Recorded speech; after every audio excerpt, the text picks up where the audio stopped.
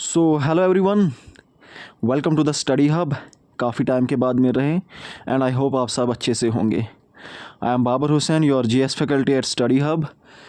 तो दोस्तों, हमारा जो लास्ट टाइम पे जो सिलेबस हम अपने चैनल पे पढ़ा रहे थे, इनफैक्ट अभी भी चल ही रहा है, वो आपका JKSSB फीमेल सुपरवाइज़र का जो एग्ज़ाम होने जा रहा है। कुछ दिन पहले ही उसकी जो लास्ट डेट है वो भी ख़त्म हो गई। तो अभी एग्ज़ाम जो है इतना जल्दी तो नहीं होगा, क्योंकि अभी आगे से लोकसभा इलेक्शंस हैं, उसके बाद यहाँ पर असेंबली इलेक्शंस भी होने हैं। बट ये है कि जो जीएस का कंपोनेंट उसके अंदर है वो तो ऑलमोस्ट आपका सारा कंप्लीट है। ऑलमोस्ट जितना भी है 90% आपका सिलेबस वो कंप्लीट हो चुका है, सभी कंपोनेंट्स। उसमें जो अभी आपका बचता है वो स्पेशलाइजेशन वाला कोर्स बचता है, क्योंकि वो सिलेबस उसका काफ़ी ज़्यादा है। 60 मार्क्स का तो सिर्फ स्पेशलाइजेशन का ही है, तो उसे मैम करवा रही हैं, तो आराम आराम से उसे भी करवाएंगी। उसके ऊपर भी MCQs आ जाएंगे, प्रैक्टिसिंग क्वेश्चंस आ जाएंगे अच्छे से। तो पूरी तरह से अच्छे से सिलेबस कवर हो जाएगा एक कम्प्रीहेंसिव वे में। ओके, अभी हमने जो फोकस किया है कि हम आगे इसके बाद और क्या, किसके बारे में, किस जॉब के बारे में हम पढ़ाएंगे, क्योंकि हमने ये सोचा हम टारगेट लेकर चलेंगे। जैसे हमने JKSSB फीमेल सुपरवाइज़र का सिलेबस हमने कंप्लीट करवा दिया। ओके, इसी तरह से अब हमारा नेक्स्ट टारगेट रहेगा आपका जो सब इंस्पेक्टर का एग्ज़ाम होता है, JKP जम्मू कश्मीर पुलिस का जो सब इंस्पेक्टर का एग्ज़ाम होता है। और न्यूज़ भी आई थी कि 700-800 के करीब वैकेंसीज़ हैं। तो आप में से बहुत सारे कैंडिडेट जो पिछली बार रहे होंगे थोड़े बहुत मार्क्स से, और कुछ नए एस्पिरेंट्स होंगे जिनकी नई रिसेंटली ग्रेजुएशन कंप्लीट हुई होगी, तो वो भी इस उम्मीद से आ रहे होंगे कि हम भी इसकी प्रिपरेशन करें। क्योंकि कुछ लोगों का बचपन से ही ड्रीम होता है पुलिस में जाने का, किसी का आर्मी में जाने का होता है, अलग अलग फील्ड में होता है। तो इसलिए वो भी एस्पिरेंट जो नई शुरुआत करना चाहते हैं, तो इस लेक्चर के अंदर ये जो आज की जो वीडियो आएगी, इसके ऊपर हम उसी के बारे में पढ़ेंगे। क्या एग्ज़ाम पैटर्न रहता है, किस तरह से एग्ज़ाम लिया जाता है, वो सारी चीज़ें हम डिस्कस करेंगे। ओके, अब मैं बात कर रहा हूँ Jammu and Kashmir police sub inspector selection process की। ओके, तो इसकी बात करते हैं। तो देखिए किन स्टेजेस में ये होता है। तो इसके अंदर ब्रॉडली 4 स्टेजेस होती हैं। सबसे पहले तो आपका रिटन एग्जामिनेशन होगा। अगर आप रिटन एग्जामिनेशन क्लियर कर पाते हो तो उसके बाद आपका PST और PET किया जाएगा। ओके, और उसके बाद आपका मेडिकल एग्जामिनेशन होगा। अब इसमें क्या है मैं बताऊंगा आपको। तो रिटन एग्जामिनेशन से पहले सबसे पहले तो अपने अंदर ये 2 चीज़ें चेक करना, अपने फिजिकल स्टैंडर्ड्स देखना वो फुलफिल हो रहे हैं या नहीं है।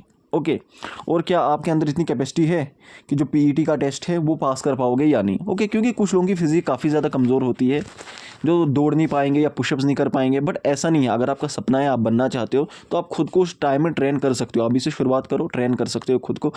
Nothing is impossible. Okay, but इसमें सबसे पहले तो अपने अंदर ये फिजिकल स्टैंडर्ड टेस्ट जो है, इसके लिए जो रिक्वायरमेंट्स है वो सबसे पहले वो देखना, वो रिक्वायरमेंट्स हैं आपके अंदर या नहीं है। अगर वो नहीं होगी तो बिला वजह इस एग्ज़ाम के लिए तैयारी नहीं करना, टाइम वेस्ट नहीं करना। ओके, क्योंकि बहुत सारे बच्चे हमने पिछली बार देखे चेस्ट और हाइट पे गिर गए वहाँ पे। ओके, तो इसलिए पहले वो चेक कर लेना। अब हाइट का तो कुछ कह नहीं सकते, लेकिन चेस्ट आप अपनी बढ़ा सकते हो। अगर हाइट ठीक है लेकिन चेस्ट कम निकल रही है तो चेस्ट का किया जा सकता है। ओके, तो सबसे पहले हम देखेंगे PST। Okay, physical standard test. इसके अंदर क्या क्या चीज़ें हैं। मेल कैंडिडेट्स की अगर हम बात करें तो आपको क्या करना है, आपकी हाइट होनी चाहिए 5 फुट 6 इंच। 5 फुट 6 इंच अच्छे से अपनी हाइट मेजर करवा लेना, चेक करवा लेना। 5 फुट 6 है, बल्कि मैं कहूँगा थोड़ी ज़्यादा ही होनी चाहिए, 5-7 ही होनी चाहिए।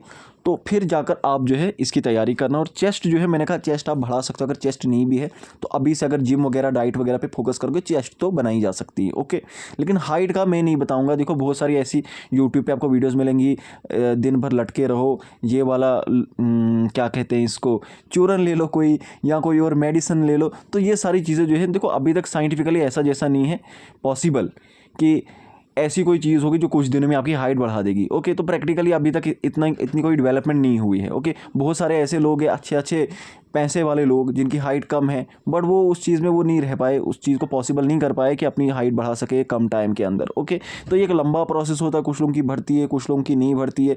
तो हाइट का, अगर हाइट सच में कम है, बहुत कम है, तो इस यहाँ तक नहीं पहुँच पा रही तो फिर रहने देना। ओके, तो फालतू में किसी शॉर्टकट के चक्कर में नहीं पड़ जाना, अपनी हेल्थ ख़राब नहीं करना। ओके, उसके बाद चेस्ट की अगर हम बात करें 32, और एक्सपेंडेड जहाँ पर आपको चेस्ट अपनी चौड़ी करके दिखानी है वहाँ पर 33.5 होनी चाहिए। ओके, फीमेल कैंडिडेट की अगर हम बात करें तो यहाँ पर कितनी आपकी हाइट होनी चाहिए, 5 फुट 2 इंच होनी चाहिए। ओके, उसके बाद अगर गोरखा कम्युनिटी से बिलोंग कर रहे हो तो आपको क्या होगा, जो मिनिमम हाइट है उससे 2 फीट कम बताई है। जैसे कि अगर आप मेल कैंडिडेट हो गोरखा कम्युनिटी के तो आपको 5 फुट 4 होगी, और अगर फीमेल कैंडिडेट है तो फिर सिर्फ 5 फुट। ओके, उसके बाद जो है जब ये कंडीशंस PST आपका फिजिकल स्टैंडर्ड पूरा हो जाएगा तो फिजिकल इंड्योरेंस टेस्ट के लिए आपको जाना है, जहाँ पर क्या होगा, जो मेल कैंडिडेट है 30 साल की एज तक के, उनको 6.5 मिनट में 1600 मीटर की रेस करनी है और 20 पुशअप्स करने हैं। और जो फीमेल कैंडिडेट्स हैं यही 30 वाली एज के अप टू 30, यानी आपकी एज कितनी है 22, 23, 24, 25 अप टू 30, यहाँ पर क्या है आपको 6.5 मिनट ही आपके पास, लेकिन आपको कम डिस्टेंस करना है, आपको 1000 मीटर ही करना है। लड़कों को ज़्यादा करना है, उनको 1600 मीटर करना है। ओके, उसके बाद आपका मेडिकल एग्जामिनेशन होगा। मेडिकल एग्जामिनेशन के अंदर आपकी मेडिकल फिटनेस को चेक किया जाएगा। ये सब क्या होगा, ये लास्ट स्टेज होगी। ओके, तो सबसे पहले आपका क्या होगा, सबसे पहले आपका रिटन एग्जामिनेशन होगा। अगर आप रिटन एग्जामिनेशन को पार करते हो फिर आपका फिजिकल स्टैंडर्ड टेस्ट होगा, फिजिकल इंड्योरेंस टेस्ट होगा, उसके बाद मेडिकल एग्जामिनेशन होगा और फाइनल मेरिट लिस्ट बन जाएगी। ओके, अब हमने यहाँ पर आपको तैयार करना है किसके लिए, रिटन एग्जामिनेशन के लिए। तो रिटन एग्जामिनेशन किस तरह से होता है, किन स्टेजेस में होता है, तो उसके बारे में हम जानेंगे। ओके, तो देखिए ऑब्जेक्टिव टाइप टेस्ट होता है, 150 मार्क्स का होता है, टोटल 120 क्वेश्चन होंगे। ओके, तो 1.25 जो है एक क्वेश्चन का मार्क बनेगा। ओके, एक क्वेश्चन जो होगा 1.25 मार्क्स का होगा, 2 घंटे का होगा, नेगेटिव मार्किंग 0.25 होगी, और क्वालिफिकेशन यहाँ पर आपकी क्या रहेगी, ग्रेजुएशन रहेगी। अगर आप ग्रेजुएट हो तो आप इस फॉर्म को फिल कर सकते हो। ओके, अब बात करते हैं यहाँ पर सिलेबस क्या रहने वाला है। तो देखिए सिलेबस की अगर हम बात करें तो यहाँ पर सिलेबस जो है, जो आपका UPSC का जो प्री का सिलेबस होता है, UPSC IAS civil service examination का जो प्री का सिलेबस होता है, उसके अंदर जितने भी कंपोनेंट्स हैं वो सारे के सारे डाले हैं, और भी उसके अलावा यहाँ पर एडिशनल कंपोनेंट्स डाले हुए हैं। तो काफ़ी ज़्यादा लेंथी सिलेबस, मैं ये बताऊंगा ये बहुत ही ज़्यादा लेंथी सिलेबस है, ये बिल्कुल भी छोटा सिलेबस नहीं है। तो शॉर्टकट के चक्कर में नहीं पड़ जाना कि एक GK की बुक पकड़ लूँगा, क्योंकि बहुत सारे बच्चे ना लाइब्रेरी में कहते कि बस ये एक पकड़ो बस हो जाएगा, इससे काम निकल जाएगा। नहीं होगा, आई बात समझ। मैं कहता हूँ कोई GK की बुक अगर है जहाँ पर सारे कंपोनेंट्स होते हैं, जिसके अंदर बहुत सारी ऐसी GK की बुक्स मार्केट में अवेलेबल है जिनसे हो जाता है, हो क्या जाता है मतलब वो क्या होती है, वो क्विक रिवीजन के लिए होती है आपकी, कि जल्दी जल्दी याद हो जाए, क्योंकि थोड़े से पेजेस पे हिस्ट्री कवर की होती है, थोड़े से पेजेस पे पॉलिटी दी हुई होती है। ओके, बट आपको अच्छे से तैयार करना, और आपको अच्छे से हम यहाँ पर तैयार करेंगे।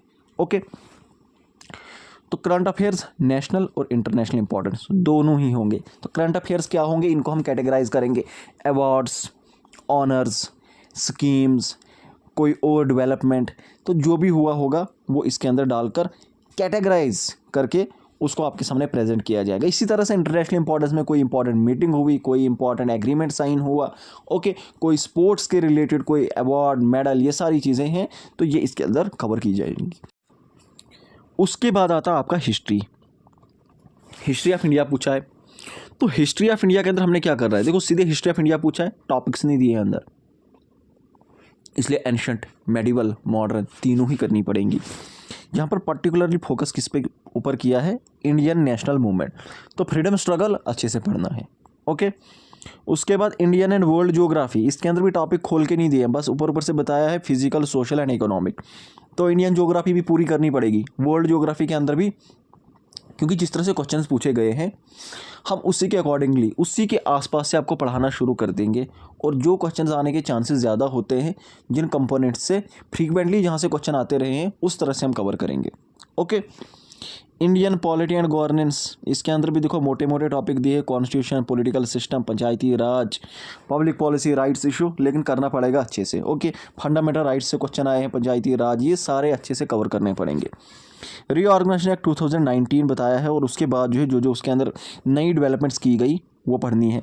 इकोनॉमी एंड सोशल जस्टिस, इसके अंदर भी कुछ टॉपिक है, sustainable development, poverty, demographics, social sector initiative, और ये जो एटसेट्रा लग जाता है ना, देखो यहाँ पर एटसेट्रा है, यहाँ पर एटसेट्रा है, इसका मतलब है कि फिर कुछ भी आ सकता है। ओके, एटसेट्रा में फिर ये कुछ भी डाल देते हैं, तो इसलिए अच्छे से कॉम्प्रीहेंसिव होलिस्टिक वे में तैयारी करनी पड़ेगी। Okay, journal issues environment, ecology, biodiversity, climate change, ये मैं कई बार पढ़ा चुका हूँ, फिर से एक बार करवा देंगे, अपडेट करवा देंगे। इवन पॉलिटी भी करवा चुका हूँ, हिस्ट्री तो अरुण सर कर रहे हैं, रिऑर्गनाइजेशन एक्ट भी इसी यहीं पर किया हुआ। ऑलमोस्ट आपको सारा मैक्सिमम यहाँ पर मिल जाएगा, बट स्टिल हम उनको अच्छे से रिवाइज़ करवा देंगे, अच्छे तरीके से उसके अंदर और भी चीज़ें ऐड कर देंगे, तो बहुत ही अच्छा मटेरियल आपके सामने लेकर आएंगे। ओके, उसके बाद जनरल इंग्लिश दी है। यहाँ पर देखो, जो वहाँ पर सीसेट के अंदर चीज़ें होती हैं, interpersonal skills including communication skills, ये वाला टॉपिक। जनरल साइंस है, चलो ये तो सीसेट से बाहर वाला टॉपिक है। जनरल साइंस भी पूछी है, उसके बाद कंप्यूटर भी पूछा है यहाँ पर। ओके, जनरल मेंटल एबिलिटी, इसके अंदर क्या क्या, फिर तो ये आ गया आपका इसमें मैथ, रीजनिंग, डाटा इंटरप्रिटेशन, ये सारी चीज़ें इसके अंदर आ जाएंगी। अब ये लेवल 10th यहाँ पर लिख लेते हैं, लेकिन आपको भी मालूम है ये किस लेवल का पूछा जाता है फिर। ओके, तो ये रहा इसका सिलेबस। तो सबसे पहले आपको क्या करना है, सबसे पहले देखो, ये जो मैंने आपको प्रोसेस बताया, मैंने बताया सबसे पहले रिटर्न होगा, उसके बाद PST PET, और उसके बाद आपका मेडिकल होगा। लेकिन तैयारी करने से पहले, पढ़ाई शुरू करने से पहले, सबसे पहले ये चेक कर लेना, आपकी हाइट, आपकी चेस्ट, ये दो चीज़ें मेजर कर लेना। चेस्ट भी नहीं उतना, हाइट तो यार देख ही लेना। हाइट अगर नहीं है फिर कुछ भी नहीं बनेगा। ओके, अगर हाइट है तो बस फिर शुरू कर दो, चेस्ट के ऊपर फोकस करो और अपने रिटन एग्जाम के ऊपर फोकस करो, और इसके ऊपर फोकस करो किस तरह से PET को निकालना है, रेस किस तरह से निकालनी है, इसके ऊपर फोकस करो। बाकी ये भी चेक कर लेना कहीं कोई मेडिकल प्रॉब्लम तो नहीं है। ओके, तो ये सारी चीज़ें चेक कर लेना, और उसके बाद आप रिटन की तैयारी करना। रिटन की तैयारी हम यहाँ पर आपको करवा देंगे। ओके, तो ऑलरेडी हमने आपका JKSSB जो फीमेल सुपरवाइज़र का एग्ज़ाम है उसका हमने करवा दिया है। उसके अंदर जो भी बची खुची कसर रही होगी थोड़ी बहुत, वो भी करवा देंगे, ऐसी कोई भी बात नहीं। आप कमेंट सेक्शन में बता दिया करो, जो भी आपकी प्रॉब्लम होगी, जो भी क्यूरीज होंगी वहाँ पर बता दिया करो। वी आर हेयर, हम यहाँ पर to resolve them, no problem. Okay, तो बाकी चैनल को लाइक कीजिए, सब्सक्राइब कीजिए, वीडियोज़ को लाइक कीजिए, और इसको शेयर किया करें अपने दोस्तों तक। Thank you so much.